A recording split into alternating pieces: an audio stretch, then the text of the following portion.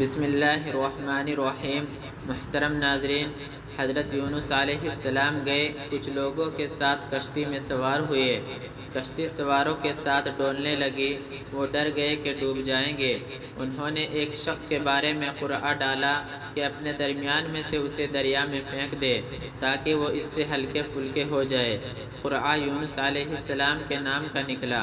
انہوں نے انکار کیا کہ وہ اسے دریا میں پھینکے۔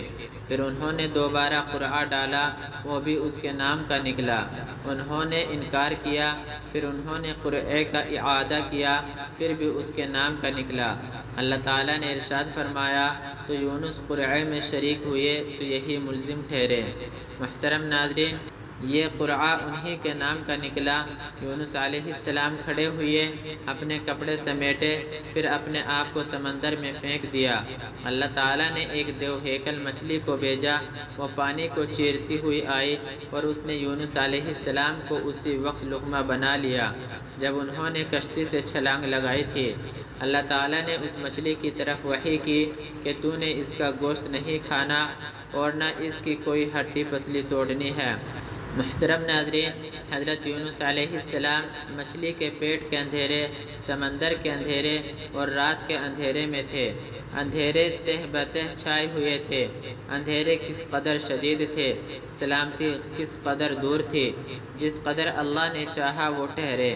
پھر اللہ تعالیٰ نے ایسے کلمات کا اسے القاء کیا جن سے اندھیرے چھٹ جاتے ہیں، مصائب ٹل جاتے ہیں اور سات آسمانوں کے اوپر سے رحمت نازل ہوتی ہے۔ قرآن کو سنو، وہ اس عجیب و غریب اور انوکھے قصے کو بیان کرتا ہے جس میں ہر اس تنگ دست، مصیبت زدہ، نا امید اور پریشان حال کے لیے تسلی کا سامان ہے۔ جس کے لیے زمین اپنی کشادگی کے باوجود تنگ ہو جاتی ہے، اس کے لیے اس کی جان تنگ ہو جاتی ہے۔